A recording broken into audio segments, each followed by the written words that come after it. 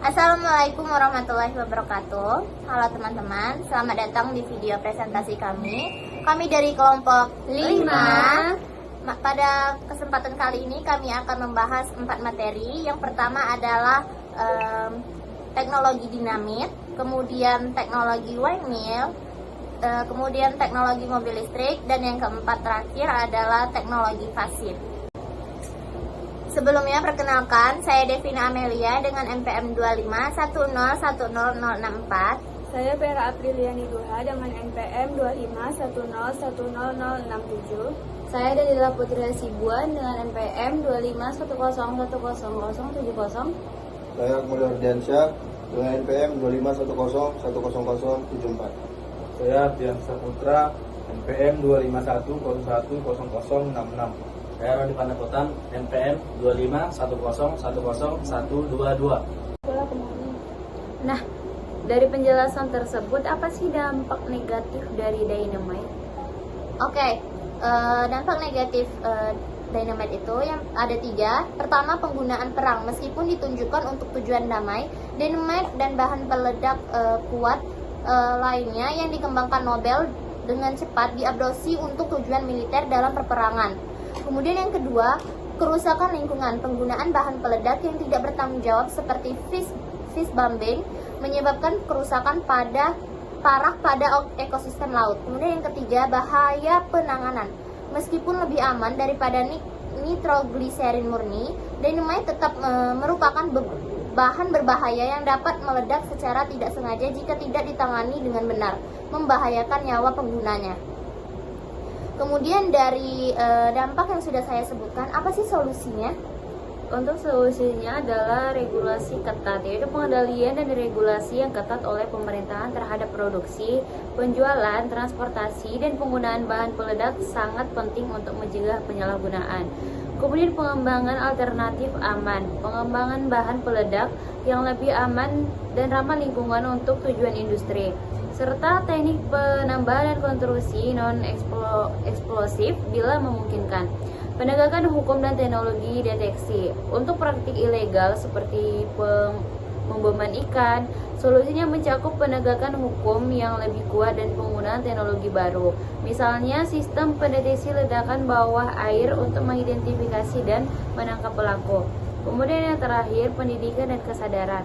Meningkatkan kesadaran masyarakat tentang bahaya dan konsekuensi negatif dan penyalahgunaan bahan peledak, terutama di komunitas nelayan yang rentan terhadap praktik penangkapan ikan yang merusak.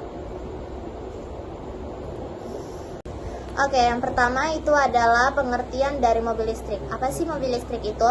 Mobil listrik adalah kendaraan yang menggunakan energi listrik sebagai sumber tenaga utama, bukan bahan bakar bensin atau solar. Energi listrik disimpan di dalam baterai dan digunakan untuk menggerakkan motor listrik. Lalu di sini ada tujuan penggunaan mobil listrik, yaitu ada mengurangi polusi udara, lalu ada mendukung energi ramah lingkungan, lalu menghemat penggunaan bahan bakar fosil, selanjutnya mengurangi emisi gas rumah kaca.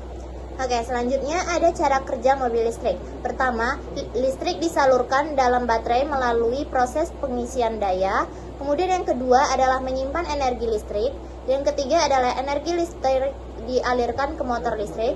Yang keempat, motor listrik menggerakkan roda mobil. Dan yang kelima, mobil dapat berjalan tanpa menggunakan bensin. Lalu di sini apa sih dampak negatif dari mobil listrik ini? Oke, beberapa dampak negatif dari mobil listrik ini. Yang pertama, harga kendaraan masih mahal. Kemudian yang kedua, waktu pengisian baterai cukup lama. Yang ketiga, infrastruktur stasiun pengisian masih terbatas. Dan yang keempat itu, limbah baterai berpotensi mencemari lingkungan. Kemudian, apa sih solusi dari dampak negatif yang sudah saya sebutkan tadi? Kalau solusinya itu, di sini kita bisa lihat solusi dari dampak negatifnya itu, satu, pemerintah memberi subsidi mobil listrik. Lalu yang kedua, pengembangan teknologi fast charging. Lalu berikutnya, program daur ulang baterai. Lalu yang terakhir di sini ada penambahan stasiun pengisian di berbagai daerah. Selanjutnya kami akan membahas tentang teknologi windmill.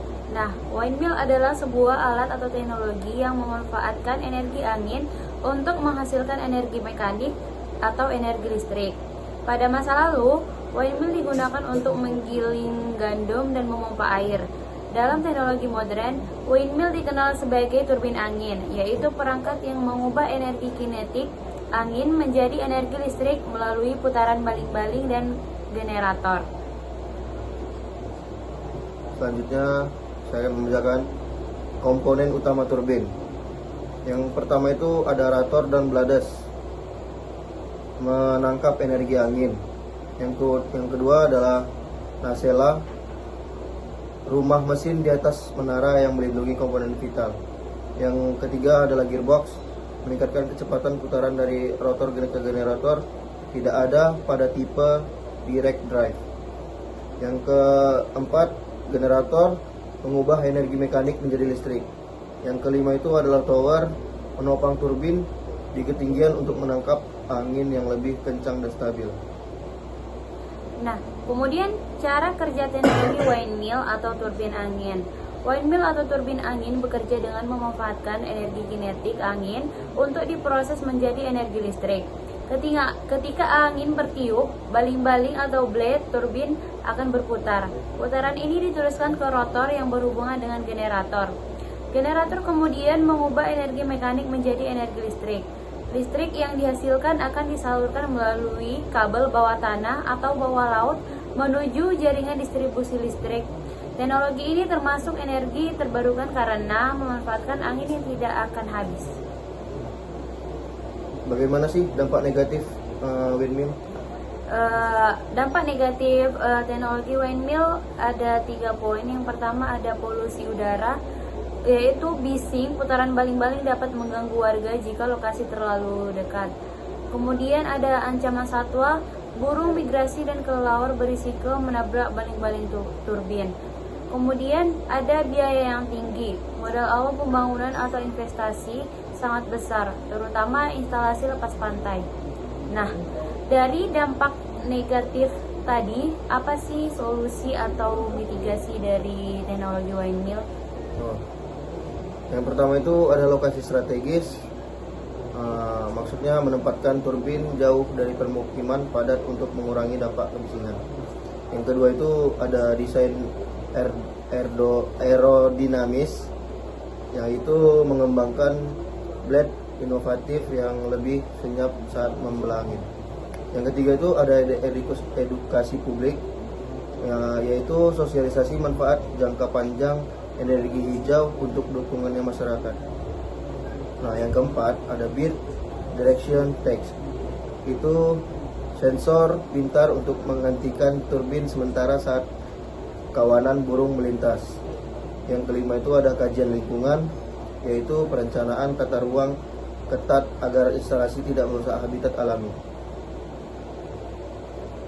Oke, selanjutnya di sini kami akan membahas tentang analisis teknologi vaksin.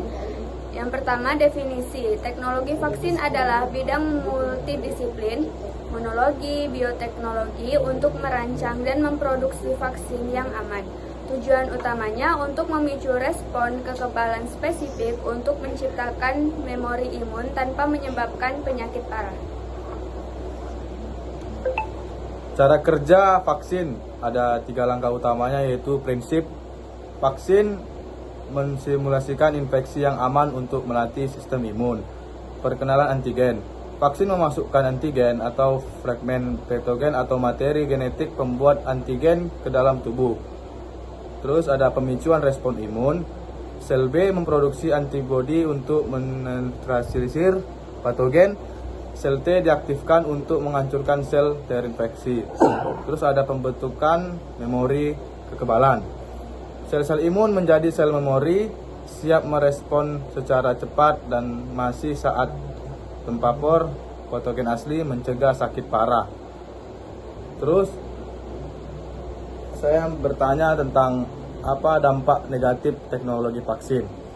Oke, dampak negatif dari teknologi vaksin yaitu yang pertama ada dampak medis, KIP.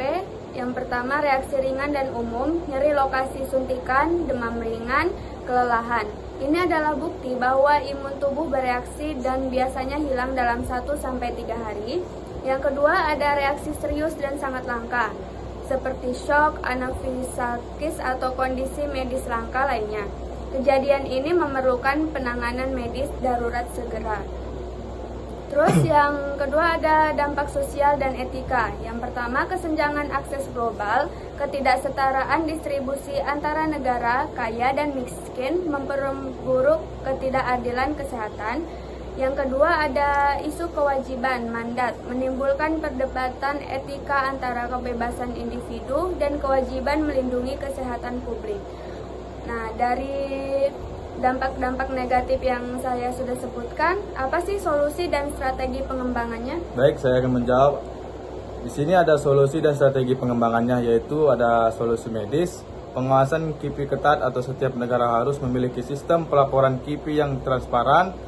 Penanganan cepat, tenaga medis harus siaga dengan protokol penanganan anafilaksis di lokasi vaksinasi.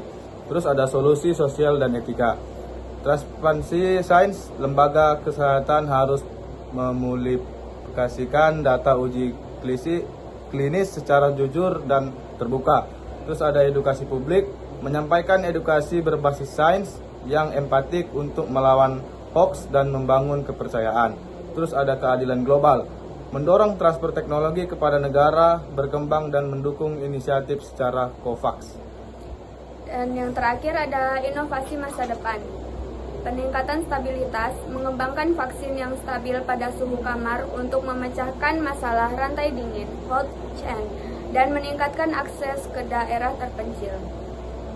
Desain lebih aman, menciptakan vaksin generasi baru, subunit protein murni untuk merespon kuat dengan efek samping minimal.